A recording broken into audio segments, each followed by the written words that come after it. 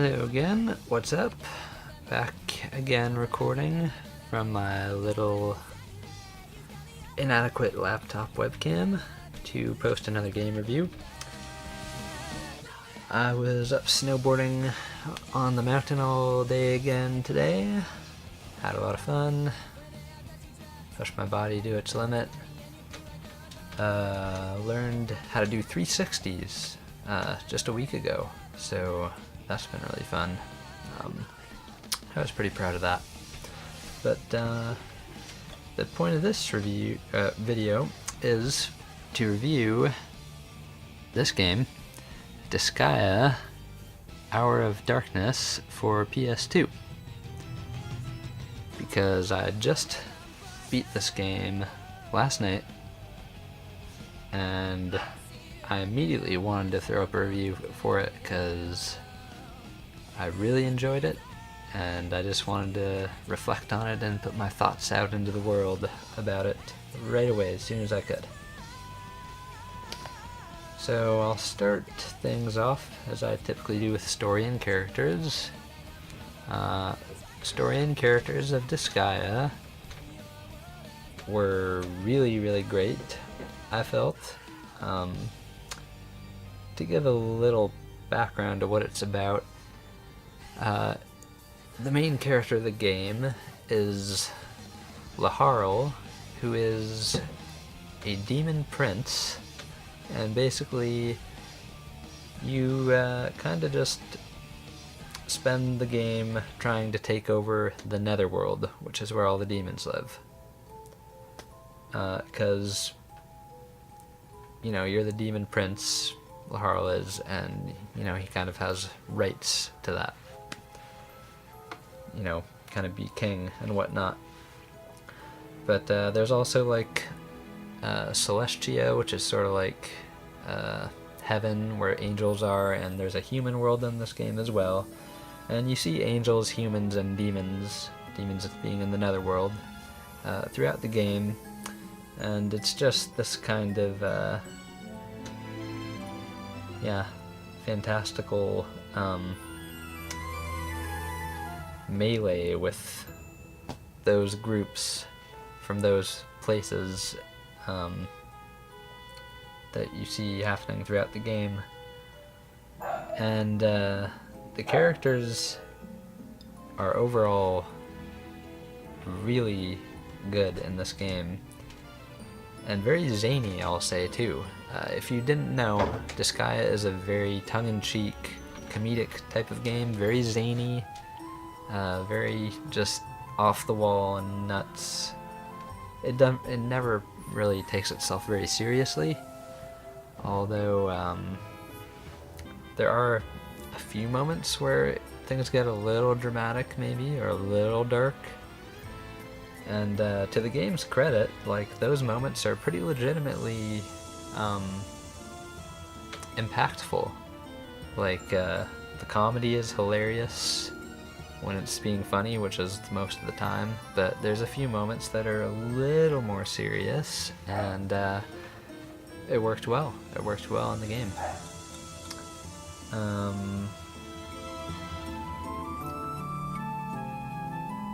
Yeah, there's not too much I need to say about story and characters. They're just really good, and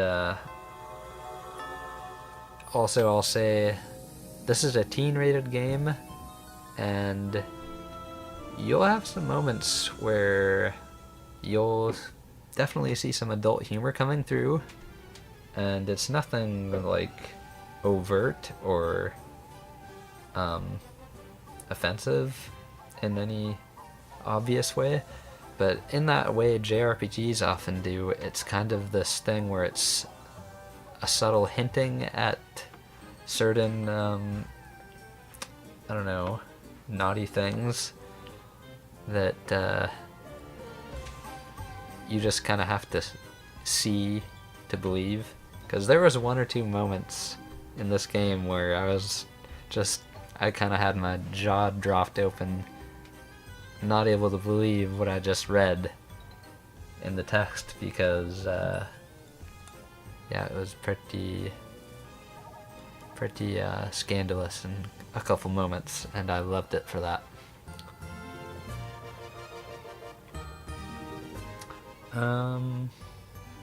So going on from story and characters to gameplay of Disgaea. Gameplay is what I have the most to talk about in this game, because gameplay is what this game has in spades, and it also has tons of gameplay. Tons of gameplay because my playthrough lasted 110 hours. 110 hours that I was playing through Disgaea, and it wasn't entirely necessary for me to make my playthrough that long, but it was up there. Like, I definitely had to put in close to that amount of time, you know, to just get my characters like strong enough to progress through the story.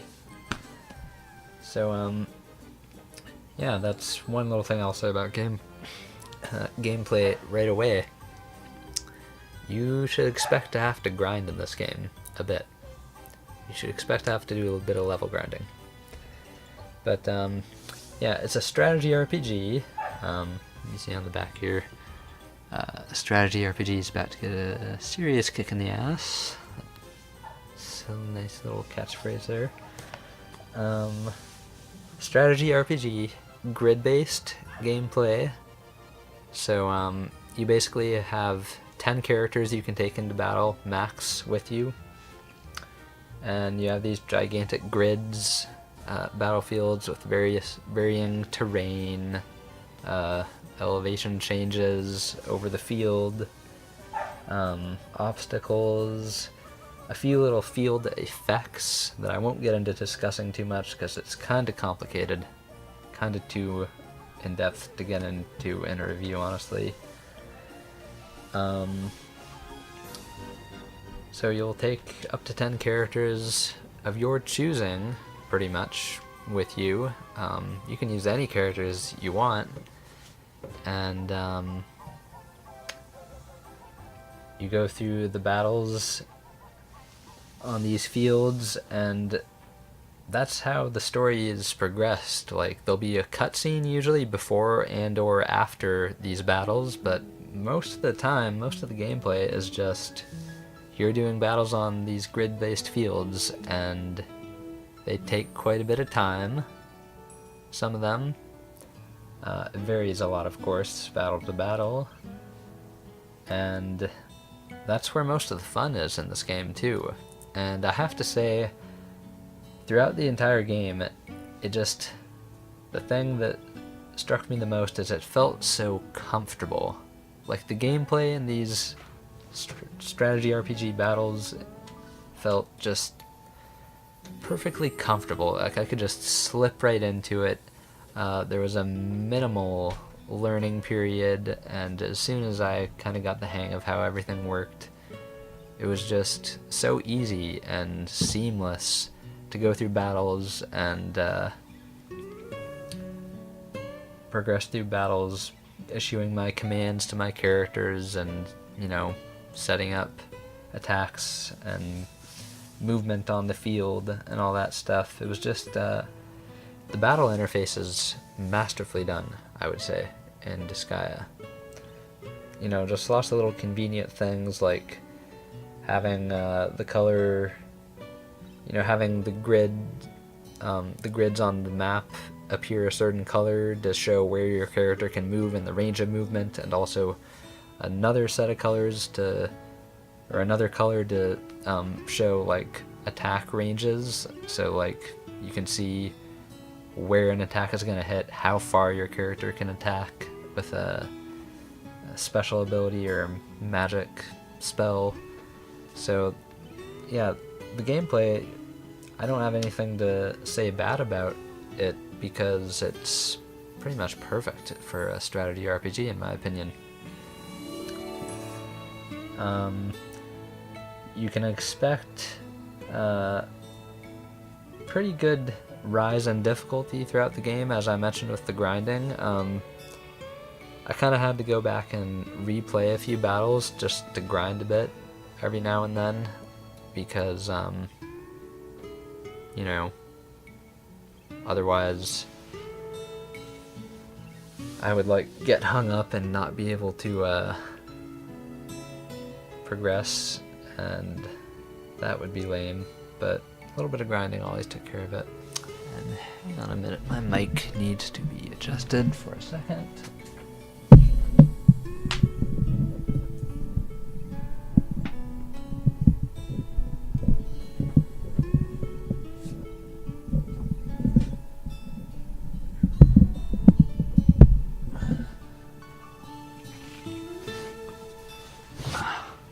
Okay, hopefully that's good. My mic was just starting to drift down into my camera shot. So yeah, gameplay very good in the battles.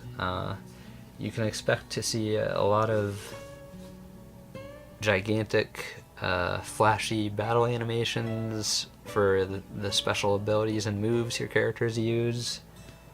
It was all very fun to watch and just conduct these battles like chess. It's like a chess game, really, strategy RPGs like this. Yeah, very good. I'll say, what else about the gameplay? So aside from the grid-based battles, there's the only other part of the gameplay is like this hub world, which is actually your castle, Laharl's castle. And from there you can do a number of different things. You can buy weapons and equipment, you can heal your characters, you can talk to a few NPC demons in the castle, and they'll always have some amusing things to say. Also, one thing that's a little more complicated is you can access this thing called the item world from the hub world, and or the castle, I should just say.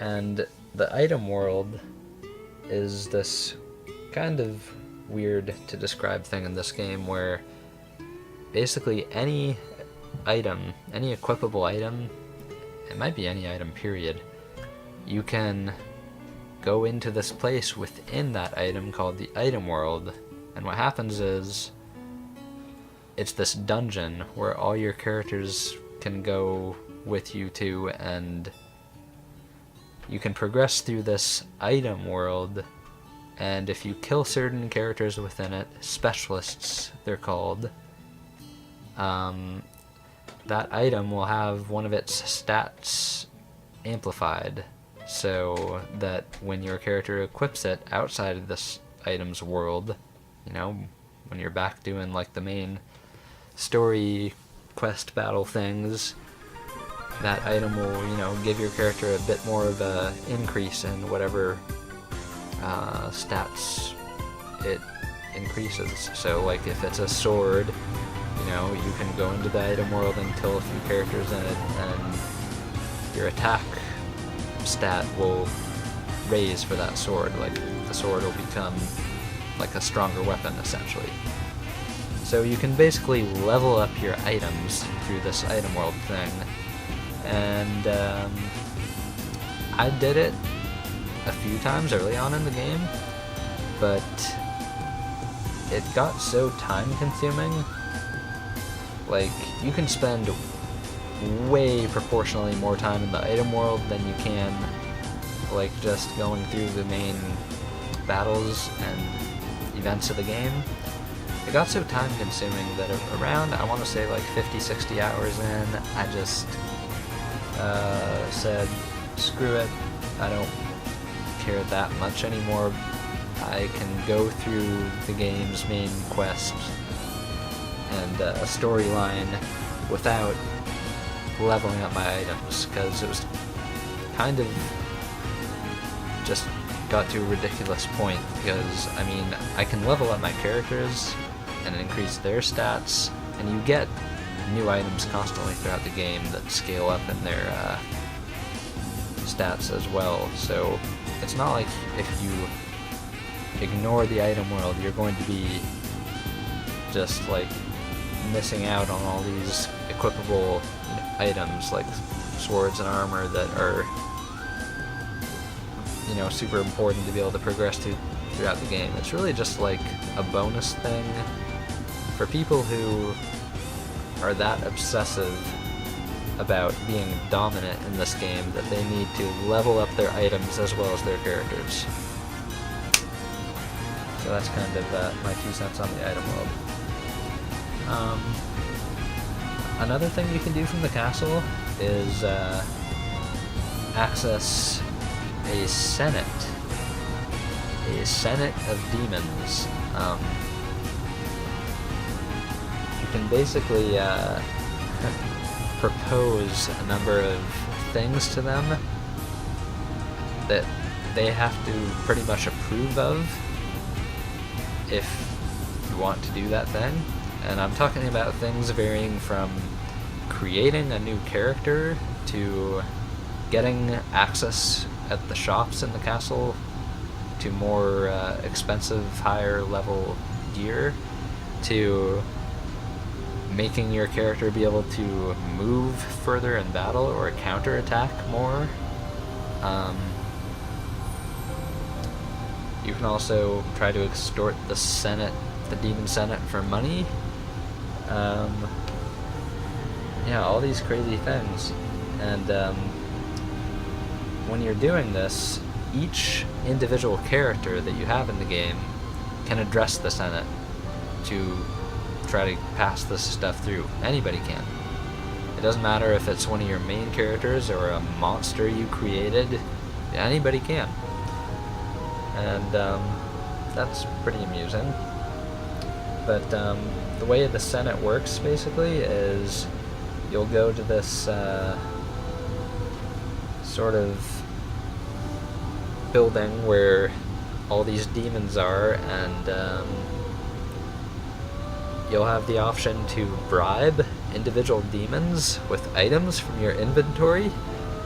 Any items you want. They could be equipable items, they could be healing items, and you can give any of your crap to these demons to bribe them and get them basically to vote in your favor of passing whatever you want to pass. So like multiple times in this game I would go to them and I would want to create this high level monster to fight for me, and I would just bribe the highest level demon in the Senate with whatever item he was interested in my inventory, and I would get things passed that way, and that was pretty funny. And also, if you can't get the Senate to vote your way, you have an option to fight them and force them to accept whatever you're trying to get done. I never did that though, because most of the time when I was trying to do something like that, like get something passed that they didn't like, there were a lot of really high level demons in the Senate, and if I tried to fight them I would have gotten killed really quickly. But it's a thing you could definitely do if you played through the game again, because your characters with all their levels, they carry through after you complete the game, so you can start a new game with characters the same level you finished the game at. So I'd imagine if you went through this game 2 or 3 times, you'd probably get to a point where you could throw your weight around the Senate in a physical manner and get anything you want. So that's fun.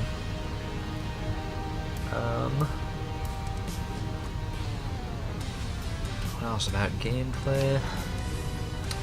One thing I'll mention about that sort of hub place, the castle, where you can do all these things, the Senate, buying the stuff, healing, item world. That's the only place in the game where you can move about freely, like not on a grid, just with like the control stick of the PS2. And other than that, it's all just grid-based gameplay, and turn-based and stuff, but it was kind of cool to be able to just, you know, walk your character around one place in the game. So, you know, the castle that you can do all those things from, it's just a neat little place to hang out and move your character around manually like that. It was cool. So I think that's about it for gameplay. Oh, I should mention character creation though. So character creation, there's so much to the gameplay in this game, honestly. Character creation, you can create characters with mana points that you earn by just killing lots of enemies. And there are lots of different classes of characters to create in this game. Some of them are humanoid, some of them are monsters, and there's a good variety of them. They have lots of different special abilities, and this goes for both them and your main characters.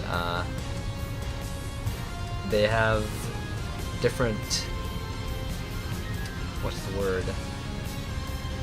They have like different aptitudes for different weapons, and they'll basically like level up their skills with weapons that they have more aptitude for. So, you know, obviously an archer is going to have a lot of aptitude for a bow, etc. But there's also lots of different kinds of weapons you can use in this game. There's axes, swords, guns, staffs,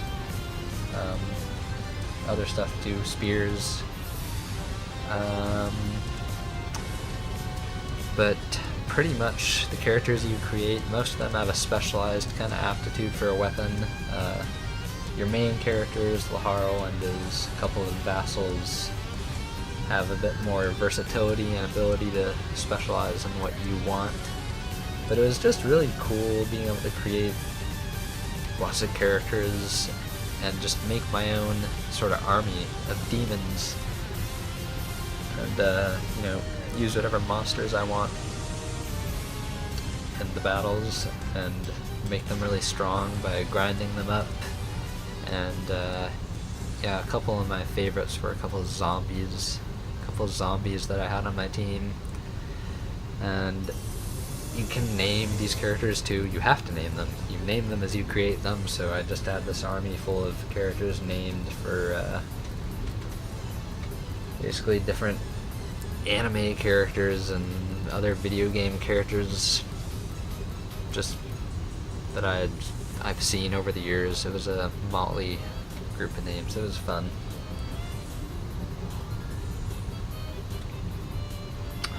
But yeah, I think I should move on from gameplay, which is the brunt of my review, honestly. I'll move on to visuals, though. So the visuals of Disgaea, the characters are anime style. That's how they're drawn, and it's really great over-the-top anime illustration, I think.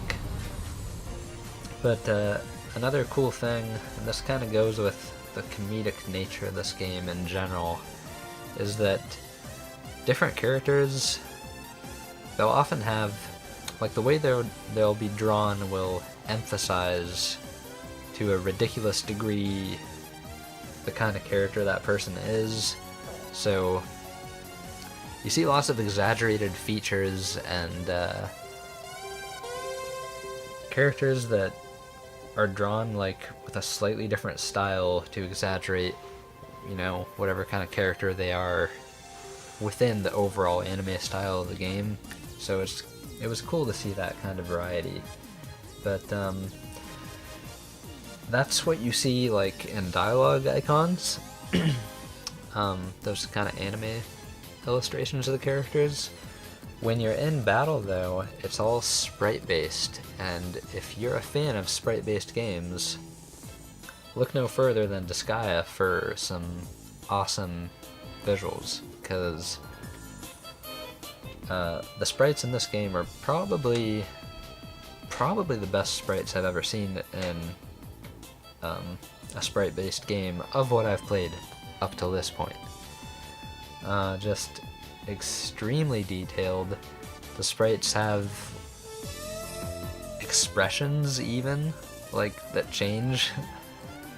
And, you know, a little bit of animation, like there'll be some default just like movement of the characters as they're just standing there on the battlefield.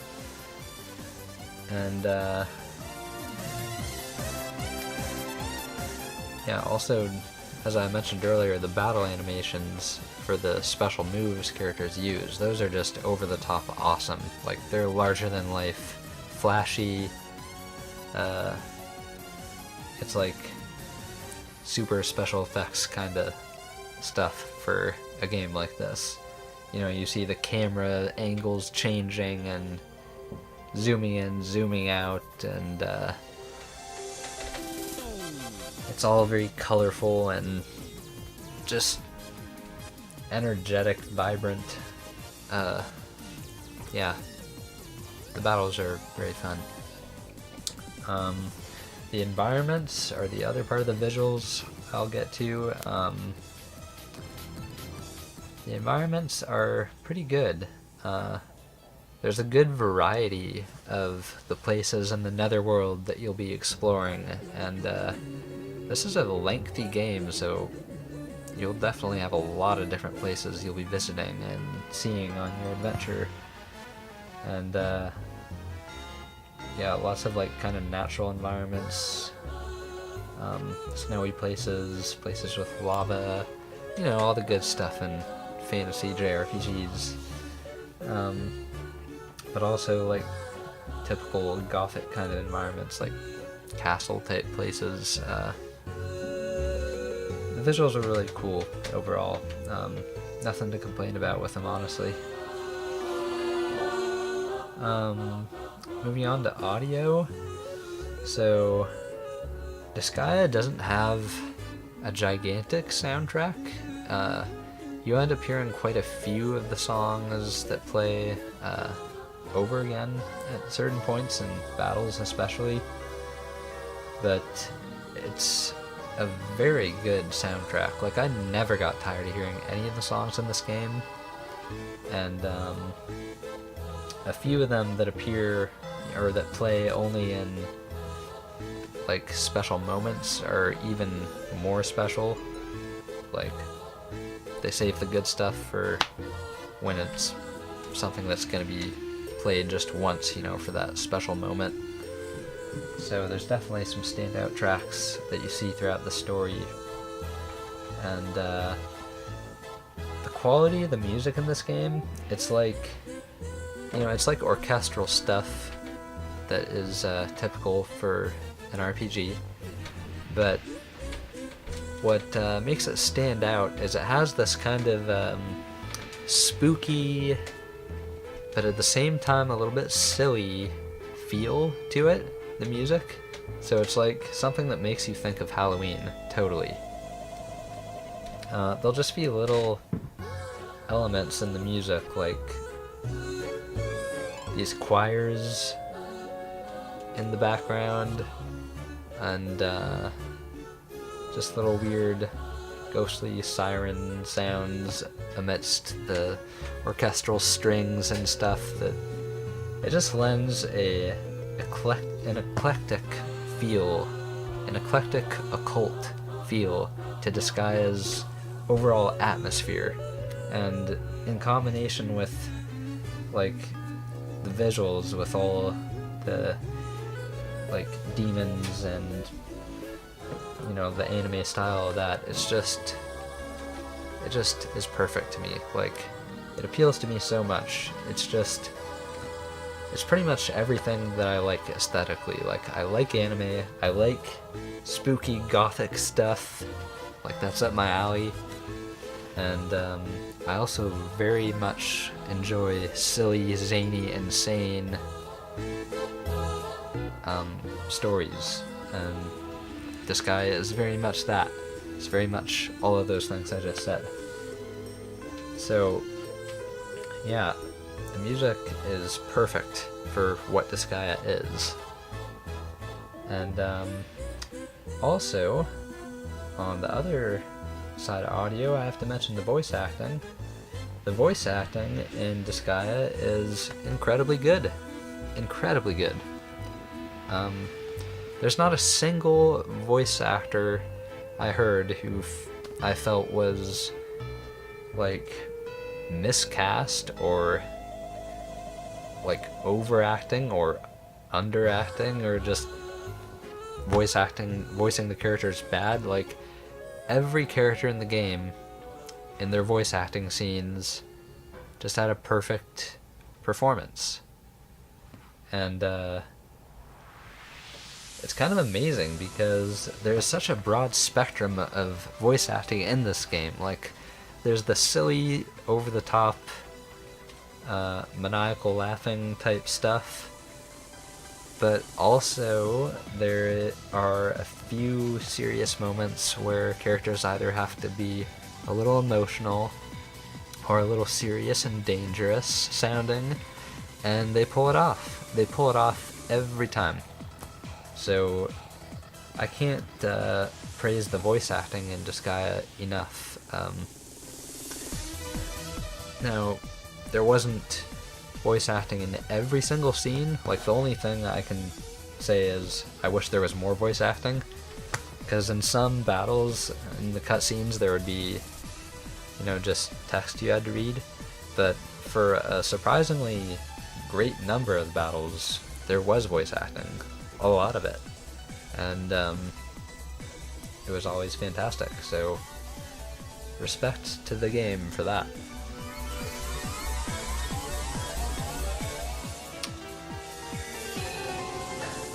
So I think that pretty much wraps up my review of Disgaea. Fabulous game. I had a wonderful time playing it. I've been playing this since December. Since the darkest part of winter, I've been playing this game. And, yeah, it's just been playing Disgaea in the evenings and snowboarding in the day. And when I'm not doing those two things, I'm working. But, yeah, that's Disgaea. Awesome game. There aren't too many games that make me play 110 hours. I can think of a couple like Shin Megami Tensei and Pokemon that I'll put that many hours into, but very rarely is there a game that does that to me. And on the back here, I just noticed, it says over 40 hours of gameplay with multiple endings. And that 40 hours is definitely conservative. I think you're gonna have to definitely put in more than that just to beat the game, to be good enough to beat it. Multiple endings, so that's interesting. I only got one ending, and while I heard talk of multiple endings in the game, I'm not sure how to achieve them. Maybe you have to just play through the game again, like multiple times to get them. I don't know. But that's Disgaea. It's awesome. You should play it. Peace out.